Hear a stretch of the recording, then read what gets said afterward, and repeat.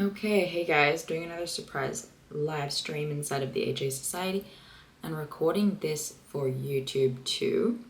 So I jump in here at the moment probably every week or so and just answer some live questions that I've gotten either from members or people who watch our various platforms.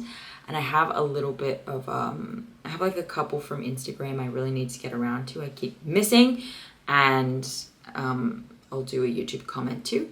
If any of you guys have anything you want to ask today, let me know. I can put it in this live stream, but otherwise, let's go. So Ginny sent me a message saying, hey, you've been so helpful with my recovery journey. When I was 18, I developed and then recovered. I developed an ED and then recovered. I put that in quotations because I was stuck in quasi-recovery for a couple of years after that. In July of this past year, I was finally done with my own BS and fully committed to recovery. I got my first period in 4 to 5 years. Yay. However, it was really light. Is this normal for the first recovery period? Yeah, it is pretty normal. And there's a few reasons for this. But basically, when someone's been in quasi-recovery, they're doing a lot of things right, but they're still also doing a lot of behaviors not so right that are really going to help you recover quickly. So when that's happening, we're building a uterine lining on not a lot, just enough, or eating enough to have some hormonal activity. We may be eating enough to build up a uterine lining, and then either you won't quite have enough energy coming in, for example, and however the uterine lining has developed past a certain level of thickness. What builds up must come out at a certain point. So once that uterine lining gets a little too thick, it needs to shed eventually. So if you maybe have a week or two where you're eating plenty, allowing that process to happen, but then you back off, you might have an anovulatory bleed where the uterus just kind of needs to cancel, quit, and get it out of there. Or what's happened is, you've had just enough to build a uterine lining, just enough to ovulate, and so you have just enough to bleed a little.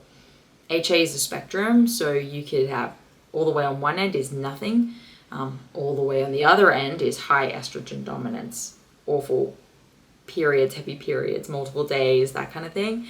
And then where you are at is on the spectrum of like, okay, we're on our way to healing, but we don't quite have enough to fully get a period within the ideal parameters with a strong, healthy bleed. So when that's happening, it's still just a sign of low hormone production for all the exact same reasons that you might see your actual period missing.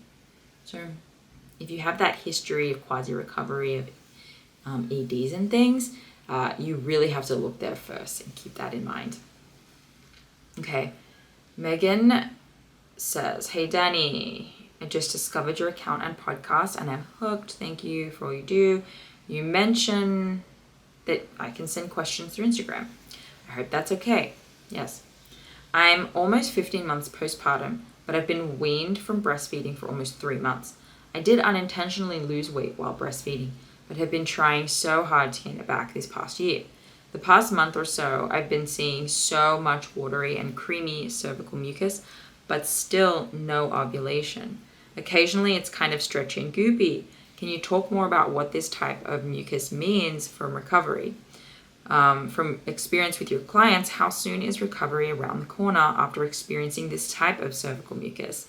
I know everyone is different. I like this question because this happened to me. I think that this is surprisingly common. You finish breastfeeding, nothing, while you're breastfeeding, it's probably dry as a desert. Right after, you're waiting about 6 weeks to see some signs of recovery before you determine, okay, maybe what I'm doing isn't working. I need to kind of revisit the foundations here.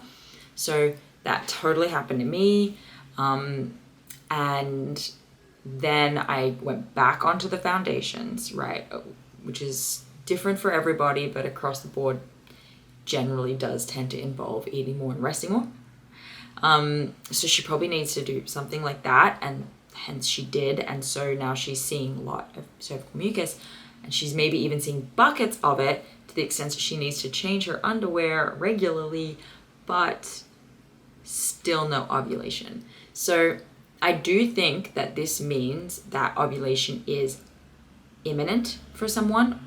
Like, she's probably talking buckets. Like, when this happened to me, I had never had cervical mucus to that extent in my life until postpartum, trying to get that first ovulation to happen. And it happened right as I started eating more food, and I was like, okay, great, I'm gonna wait this out. It felt like weeks that I was having this happen, that it was actually like affecting my life. And then I still wasn't quite ovulating, and I just was like, this is weird. I don't want more weeks of this buckets of mucus. So I can't remember now. I have it in a video. What I did, I think I either ate more or backed off training even further or something like that.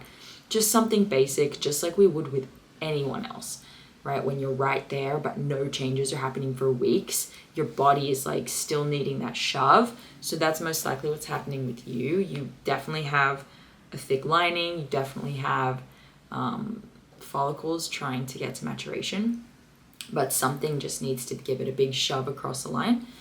And I think that's what's going on there. Okay, and then Orang1414 says, do you have any advice on how to determine how many calories to eat if you have recovered your menstrual cycle after HA and you want to incorporate exercise again without losing your cycle? I've had 3 consecutive cycles without any activity, but want to start moving my body in a healthy way.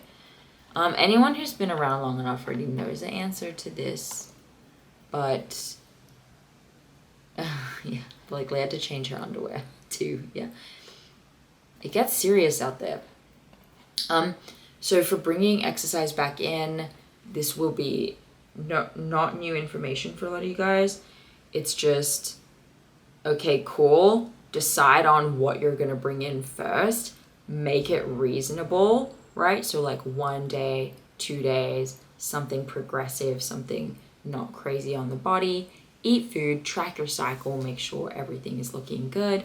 If everything is looking good, you can either choose to continue as is, or if you want to add more, you can.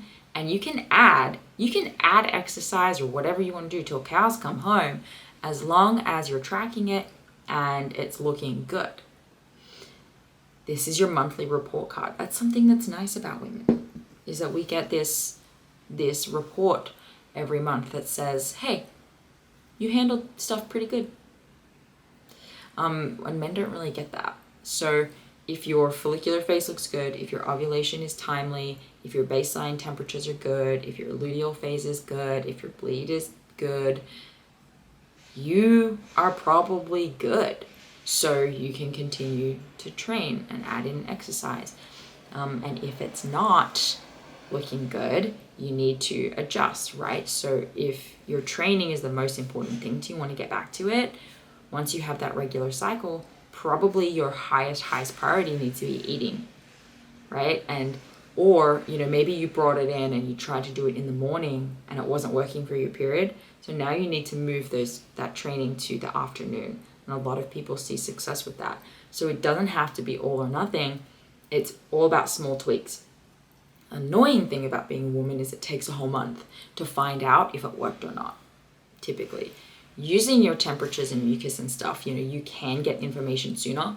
So you can probably tell within a week if you're handling the exercise okay, if your baseline temperatures are going all right.